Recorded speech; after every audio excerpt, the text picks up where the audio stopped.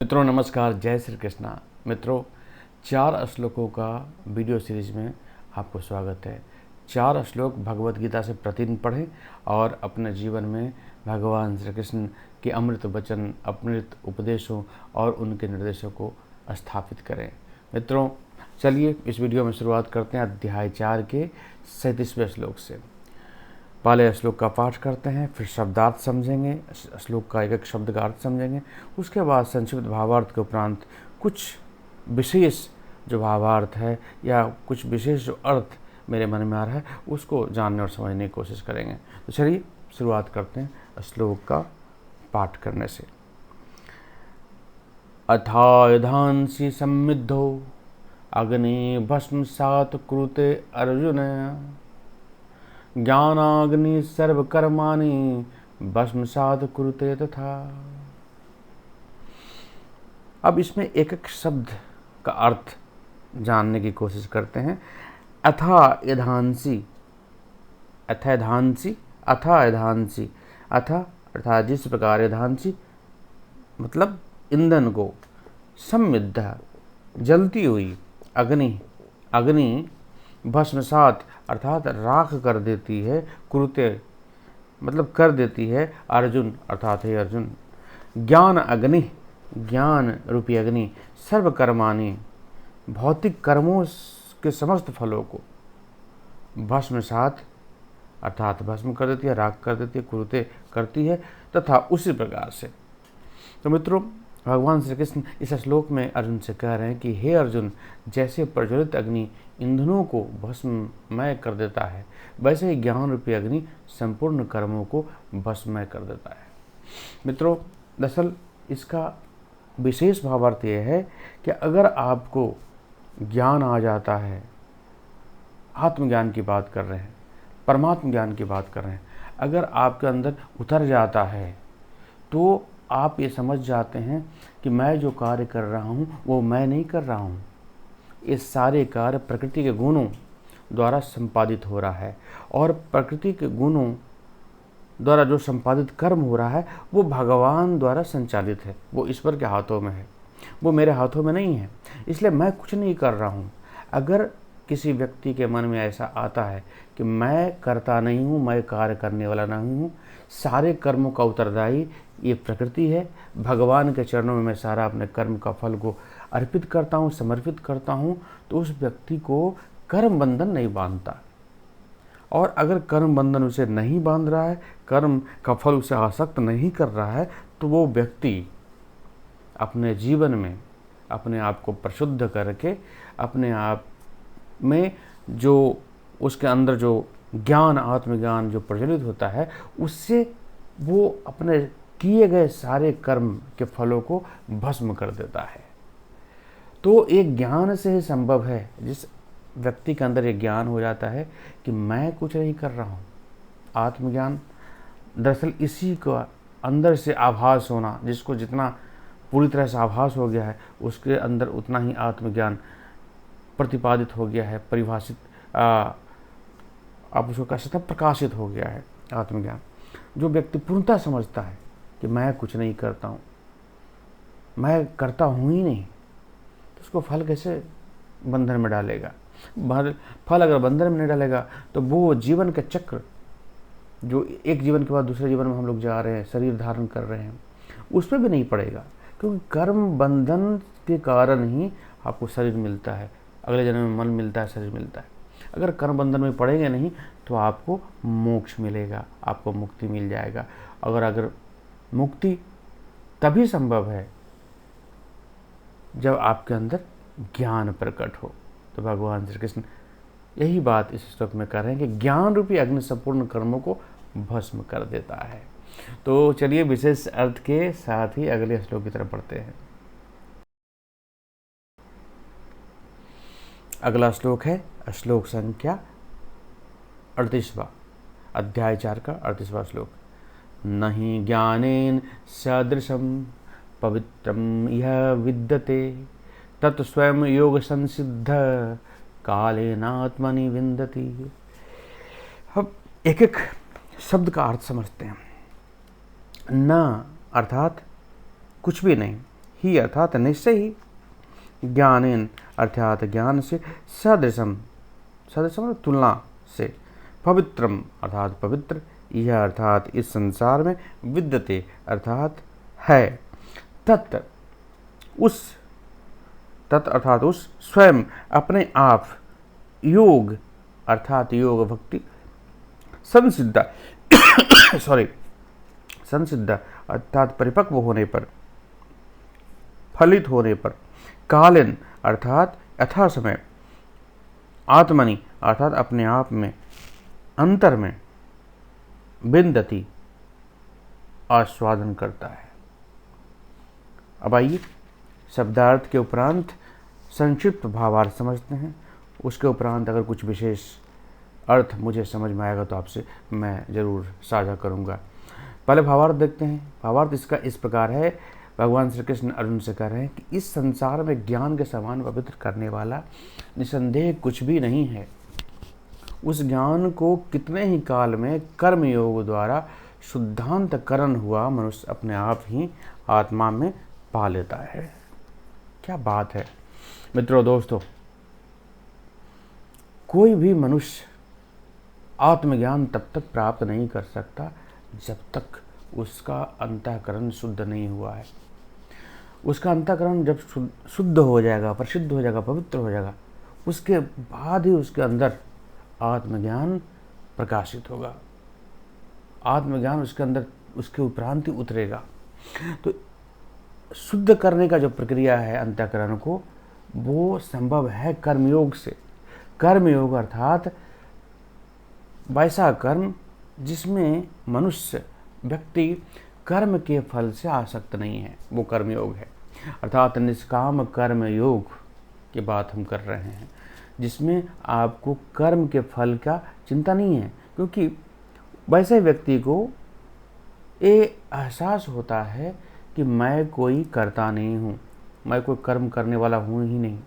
ये तो प्रकृति के नियमों और प्रकृति के गुणों के कारण कर्म हमसे संभव हो पा रहा है। तो वैसा व्यक्ति कर्म फल में नहीं फंसता, और कर्म फल में जो नहीं व्यक्ति फंसता है, आसक्त नहीं होता है, उसका अंतःकरण शुद्ध हो जाता है। और जो अंतःकरण शुद्ध इसका हो गया, उसके अंदर ज्ञान प्रभाषित हो जाता है।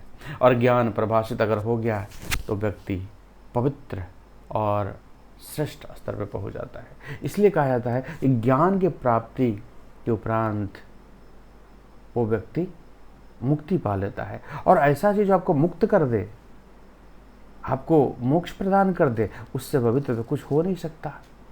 इसलिए भगवान श्री कृष्ण कर रहे हैं कि संसार में ज्ञान के समान पवित्र करने वाला निसंदेह कुछ भी नहीं है। उस ज्ञान को कितने ही काल से कर्म योग द्वारा शुद्धांतकरण हुआ मनुष्य अपने आप ही आत्मा में पा लेता है।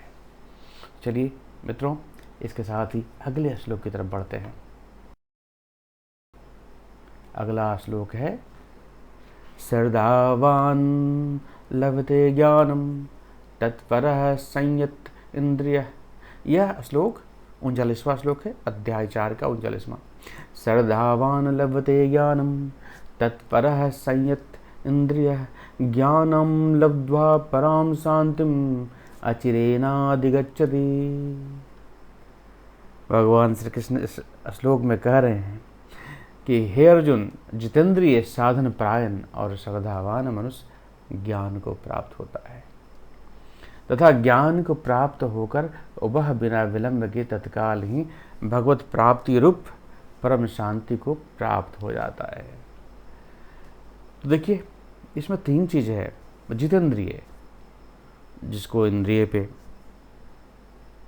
कंट्रोल है, जो इंद्रिय को बस में करना जानता है, जो जितेंद्रिय है। साधन परायण, अर्थात जो साधना करने में सक्षम है, जो साधना कर सकता है, जो साधना तन्मयता से कर सकता है, वैसे व्यक्ति के बारे में कह सकते हैं। तो अभी मैं भावार्थ करने से पहले मैं एक भूल गया शब्दार्थ कहना, वो पहले आपको सुनाता हूँ। एक एक शब्द का पहले भावार्थ, शब्दार्थ आप देखें। शब्दार्थ ऐसा है कि पहला शब्द क्या है, श्रद्धावान। श्रद्धावान अर्थात श्रद्धालु व्यक्ति लभते प्राप्त करते हैं, ज्ञानम अर्थात ज्ञान, तत्परः अर्थात उससे अत्यधिक अनुरक्त, संयत अर्थात संयमित, इंद्रिय अर्थात इंद्रियों, ज्ञानम अर्थात ज्ञान, लब्ध्वा प्राप्त करके, पराम अर्थात दिव्य, शांतिम अर्थात शांति, अचिरेना शीघ्र ही, अधिगच्छति प्राप्त करता है। तो जो श्रद्धालु दिव्य ज्ञान में समर्पित है और जिसने इंद्रियों को वश में कर लिया है, वह इस ज्ञान को प्राप्त करने का अधिकारी है और इसे प्राप्त करते ही वह तुरंत आध्यात्मिक शांति को प्राप्त कर लेता है, अर्थात भगवत स्वरूप को प्राप्त हो जाता है। तो मित्रों, ये बात तो बिल्कुल सही है। हम अपने भौतिक जीवन में भी देखते हैं कि जो व्यक्ति श्रद्धावान नहीं है, जो साधन परायण नहीं है, जो जितेंद्रिय नहीं है, वो अपना लक्ष्य आसानी से क्या बहुत मेहनत करके, बहुत तकलीफ से भी प्राप्त नहीं कर पाता है। पहले व्यक्ति को श्रद्धा लाना पड़ता है, उसके प्रति जो लक्ष्य है अटैच होना पड़ता है। फिर आपको अपने इंद्रियों पे कंट्रोल करना पड़ता है। जब तक आप नहीं करेंगे, आप अपने आप को तन्मयता से लगा ही नहीं पाएंगे आप लक्ष्य के प्रति। तो अगर आप नहीं लगाएंगे तो आपको जो लक्ष्य वो प्राप्त नहीं होगा। और यहाँ तो हम बात कर रहे हैं भगवत प्राप्ति का, भगवत स्वरूप प्राप्ति का, परम शांति की प्राप्ति के लिए। तो परम शांति को प्राप्त करने के लिए भी आपको श्रद्धावान, जितेंद्रिय, साधन परायण होना अत्यंत आवश्यक है। इसीलिए अगर आप उस आत्मज्ञान को प्राप्त करना चाहते हैं जिससे परम शांति मिले, भगवत स्वरूप का प्राप्ति हो जाए, तो ये तीनों चीज़ हम लोगों को अपने जीवन में उतारना ही पड़ेगा, लाना ही पड़ेगा। श्रद्धावान होना पड़ेगा, साधन परायण होना पड़ेगा, जितेंद्रिय होना पड़ेगा। तो मित्रों, चलिए, भगवान श्री कृष्ण तो हर जो गुत्थी है जीवन में, जो हर समस्या है कठिन से कठिन, हर जो प्रश्न है, प्रत्येक जो प्रश्न है, जो कठिनतम प्रश्न है, उसका उन्होंने उत्तर भगवद गीता में दिया है। लेकिन धीरे धीरे समझने पे हम लोग को बहुत सारी चीज़ें पता चलेगा। तो चलिए, इसके साथ ही अगले श्लोक तरफ बढ़ते हैं और कुछ और समझने की कोशिश करते हैं।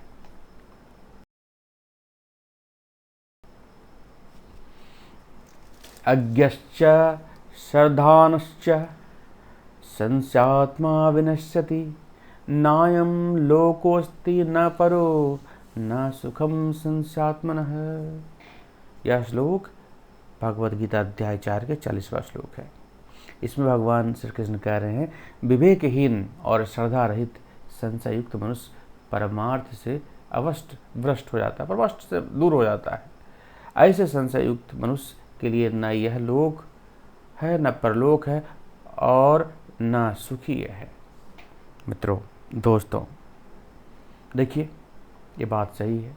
विवेकहीन और श्रद्धा रहित, संशय युक्त, जो व्यक्ति हमेशा संशय में रहता है, कंफ्यूज रहता है, ये करें कि वो करें, ऐसा करें कि वैसा करें, या जिसको श्रद्धा नहीं है, जिसको फेथ नहीं है कोई कार्य करने में। आप भगवान की प्राप्ति करना चाहते हैं, आप शांति प्राप्त करना, लेकिन भगवान में अगर श्रद्धा नहीं है, या कोई काम आप करते हैं भौतिक जीवन में भी, अगर उसमें आप श्रद्धा नहीं है, उसके प्रति लगन नहीं है, उसमें बिलीव नहीं कर रहे कि हाँ इसको हमको करना है, उसमें आप इंटरेस्ट नहीं ले रहे हैं, तो अगर आपका इंटरेस्ट है ही नहीं, तो आप इस लोक में भी आप कुछ भी प्राप्त नहीं कर सकते। ऐसे संशय युक्त मनुष्य के लिए न यह लोक है, इस लोक में भी वो कुछ ज़्यादा नहीं कर पाएगा अगर संशय युक्त है, अगर वो श्रद्धा रहित है, अगर वो विवेकहीन है। परलोक में भी नहीं, माने जीवन के बाद और कहीं अगर जाता तो वहाँ भी कोई फायदा होने वाला नहीं है उसको, और सुख भी नहीं मिलेगा। संशय में रहने वाला व्यक्ति सुख कैसे प्राप्त करेगा? जो ब्रह्मजाल में है, जो संशय में है, जिसका मन हमेशा ये करें वो करें, क्या करें नहीं करें, इसमें हमेशा वो घूमते रह रहा है, वो व्यक्ति सुख कहाँ से पाएगा। तो मित्रों, दोस्तों, भगवान श्री कृष्ण के इन कथनों को हम लोग को अपने जीवन में अपनाना पड़ेगा।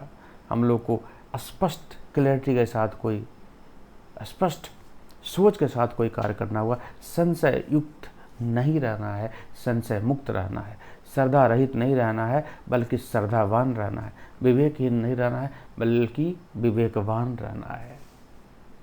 तो मित्रों, दोस्तों, इन्हीं शुभ कामनाओं के साथ मैं आप लोगों को प्रणाम करता हूँ। जय श्री कृष्ण, जय श्री हरि, धन्यवाद।